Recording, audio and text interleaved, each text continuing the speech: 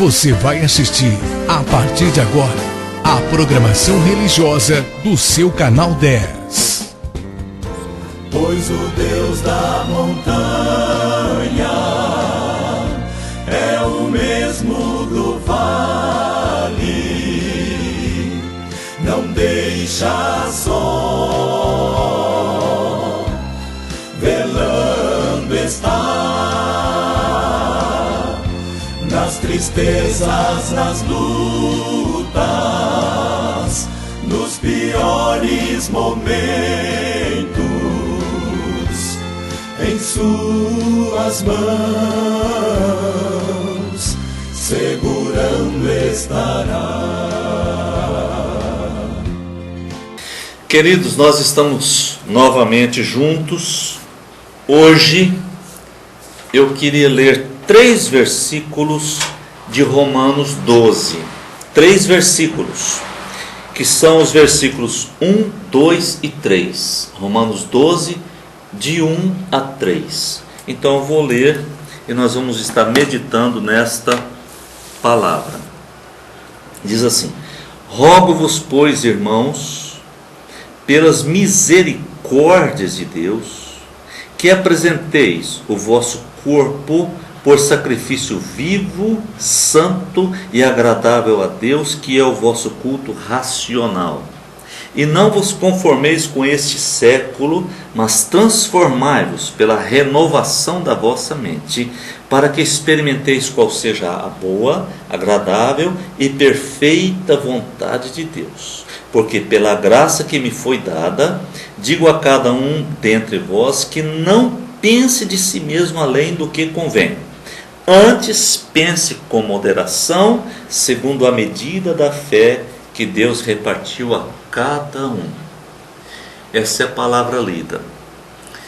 É um texto glorioso, grandioso, um texto tremendo, que vale a pena a gente meditar um pouco, porque a Bíblia, a palavra de Deus, é riquíssima. O homem sábio pode tirar dela os maiores tesouros, tesouros escondidos para alguns, mas tesouros de Deus. Então vamos lá. O que é que ele rogava aos irmãos de Roma? Ele dizia: eu rogo pelas misericórdias de Deus, que vocês apresentem o corpo por sacrifício vivo, santo e agradável a Deus, que seria o nosso culto racional prestado ao Senhor. Por que o corpo? Por que o corpo? Porque ele poderia dizer assim: eu rogo a vocês que apresentem os seus espíritos, ou o seu espírito, ou a sua alma, em conformidade com Deus. Por que ele diz o corpo? Olha, eu quero te dizer uma coisa: não é tão fácil nem entender e nem explicar, mais difícil ainda explicar. Mas quando Jesus, no seu último dia, ele estava ministrando a ceia, foi assim: eles comeram a Páscoa e Jesus tomou um pão, partiu aquele pão e disse: isto é o meu corpo. Prestou atenção? Isso é o meu corpo. Depois pegou o cálice, colocou o cálice e deu para eles e disse: isto é o meu sangue. Agora Paulo diz: eu rogo que vocês apresentem o corpo. Naquela cruz estava o corpo de Jesus. Ele sofreu no corpo. No corpo. Por que o Satanás incorpora nas pessoas? Ele se incorpora, espíritos malignos se incorporam nas pessoas. Por quê? No corpo. No espírito ele não consegue se incorporar, mas no corpo ele consegue. Não é verdade? E eu quero então dizer que o Espírito Santo não habita na nossa alma, não habita no nosso espírito, não habita na nossa mente, não habita nas nossas emoções, Mas a Bíblia diz que o Espírito Santo habita no nosso corpo, que o nosso corpo é o santuário do Deus vivente, através do Espírito. Nosso corpo é o templo do Espírito Santo. E quando eu uso mal o meu corpo, quando eu uno o meu corpo a uma pessoa a não ser a minha esposa, eu estou sujando o meu próprio corpo contra mim mesmo e sujando a habitação do Espírito Santo. Você diz, pastor, o que será que significa tudo isso? Eu quero te dizer que essa seria um motivo de estudar a Bíblia, de estar em leitura da Bíblia, muito. Porque Jesus se fez carne. E quando Deus desceu à terra,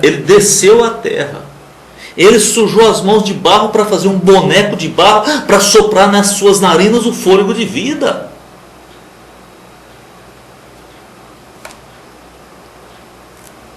Então a importância do nosso corpo é fundamental. É fundamental. Eu me lembro de um professor que eu tive quando eu fiz seminário, chamava-se Lázaro. Ele dizia, eu não concordo com crematório. Eu não concordo que faça isso com o corpo de uma pessoa. Tem que enterrar o corpo. É claro que eu não tenho uma opinião muito bem formada sobre isso. Não tenho, ele tinha. E ele dizia, o corpo não pode ser cremado, porque você tem que honrar esse corpo, sepultar na terra. Tudo bem, eu não vou dizer que sim ou que não, mas ele dizia isso por razões mais profundas que ele tinha adquirido com Deus. Ele era um homem muito consagrado a Deus. Nosso corpo, esse corpo, queridos, será ressuscitado no último dia. Inclusive os corpos das pessoas que morreram sem Jesus, que serão ressuscitadas para o julgamento, para o castigo, mesmo eles serão ressuscitados. Esse corpo não se perderá. Esse corpo aqui nunca se perderá. Esse espírito que está aqui, ou essa alma, não vai entrar no outro corpo não. É só nesse, agora e depois da ressurreição. É nesse. E esse corpo terá que ser ressuscitado. Tal é a importância. Então ele diz, eu rogo a vocês, queridos, que vocês apresentem os seus corpos por sacrifício vivo, santo e agradável a Deus, que é o culto racional que vocês podem prestar a Deus. Que é um culto verdadeiro, que é um culto que você sabe que você está prestando a Deus. Não é uma coisa de ignorância, ou de cegueira, ou de mero costume, de forma nenhuma. Então, no versículo 2, ele diz algo tremendo. Não vos conformeis com este século, mas transformai-vos pela renovação da mente. Aí sim. Aí não é renovação do corpo, é da mente, é do pensamento, é da mente. Mas ele diz que nós não devemos nos conformar com este século ou com este mundo. O que é conformar-se? O que é isso? O que significa isso? Eu vou te dizer que simples. Essa canetinha aqui, Bic, né, boa. Ela, quando eu coloco assim a ponta dentro da tampa, ela se conformou. Ó. Aí eu tenho que puxar para sair. Ela é uma forma, serve absolutamente certinho. Não vista a forma do mundo. Não faça com que você se adapte ao mundo. O que é mundo? Os pensamentos filosóficos destrutivos da alma humana que levam o homem à condenação. Não se adapte, não aceite, não viva como, entende? Mas viva como Deus, mesmo que todo mundo esteja contra você. Você não precisa brigar com ninguém e querer mudar a cabeça dos outros. A pessoa só será mudada se ela quiser. Se ela não quiser, ela vai permanecer. Mas você não precisa se adaptar ao que... Você não precisa, porque está andando com um ladrão, você nem sabe que o sujeito é um ladrão, e ele diz, vamos ali agora roubar o banco. Você diz, estou fora. Aí eu te mato. Você pode até me matar, mas eu estou fora. Eu estou fora. O homem não manda na sua decisão. Você vai decidir por Deus. O versículo 2 é isso. E quando diz, transformai-vos pela renovação da vossa mente, olha, a transformação da mente é algo extraordinário. Extraordinário. Você conhece aquela pessoa que diz, eu tenho a cabeça feita. Eu tenho a cabeça feita. Eu já tenho dito isso, e eu quero te dizer mais uma vez, se você estiver perto de uma pessoa que diz, eu tenho a cabeça feita, e ninguém me muda, sai de perto. Sai de perto. Sai de perto. Significa que ele não quer mudança. Significa que ele acha que sabe tudo. Significa que ele está se endeusando. Porque quem sabe tudo é Deus. Quem tem a cabeça feita é Deus. Quem não precisa de mudança é Deus. Nós somos homens falíveis, dependentes, que podem aprender constantemente. Quantas vezes eu já mudei meus conceitos, já lembro de erros que eu cometi, assim, primários, sabe? Puxa, que eu não estava compreendendo aquilo. E eu me lembro de uma vez que eu fiz uma afirmação tão convincente. Agora eu fico pensando, meu Deus, era uma questão inclusive de português, da língua portuguesa. Que coisa, que pequeno. Hoje eu não me julgo grande, mas eu estou vendo um pouco melhor. Porque a mente vai se renovando. Vai se renovando. Alguém diz assim, foi sempre assim, eu fui sempre assim, eu sempre foi desse jeito, a igreja sempre foi assim, não precisa mudar não, tá bom, assim, foi sempre assim, meu pai era assim, meu avô, a ascendência todinha. Quer dizer, não quer ser transformado na sua mente. E Deus quer que nós sejamos transformados na nossa mente com respeito às coisas espirituais. E aí nós vamos experimentar a vontade de Deus, que é boa, agradável e perfeita. Amém? E eu quero, encerrando esses momentos nossos, no versículo 3, quando ele diz, ninguém deve pensar de si mesmo além do que convém. Eu digo nem além nem a quem, né? Porque também tem os outros textos bíblicos. Complexos de superioridade e de inferioridade. Não precisa nada disso. Nada disso. Simplesmente, se eu disser que uma criança, um menino de 20 anos perto de mim é uma criança, mas se eu disser que estou aprendendo com ele, se eu disser que ele prega melhor do que eu, por quê? Eu tenho inveja? Eu tenho inveja? Por quê? O Senhor é que cuidou dele. O Senhor é que cuidou de mim. É Ele que cuidou de mim. Agora Ele está cuidando do outro também. Eu acho que eu sou mais importante do que o outro. Não, ninguém deve pensar de si mesmo além do que convém, mas com moderação. Eu sei que eu sou importante. Eu sei que algumas pessoas me amam tanto. Eu sei disso. Eu sei que minha mulher me ama. Ela me ama e não ama nenhum outro homem. Está certo, eu sei disso. Eu estou moderado, eu sei disso. Mas a outra mulher do outro marido, ela ama o marido dela. Pronto. Não tem importância. É assim. E Deus está cuidando da gente.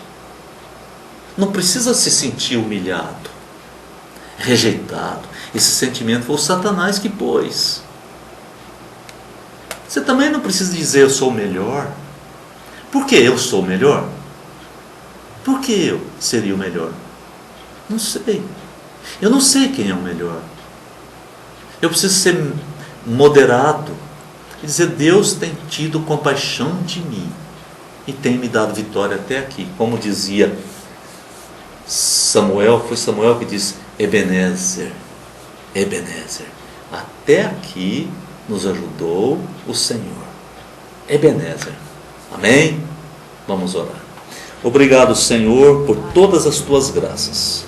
Nós queremos, Senhor, desejamos e buscamos. Nós queremos experimentar qual é a tua perfeita, boa e agradável vontade. Em nome de Jesus. Porque a nossa vontade está distorcida, está retorcida. A nossa vontade muitas e muitas vezes está desviada, é egoística ou é egoísta.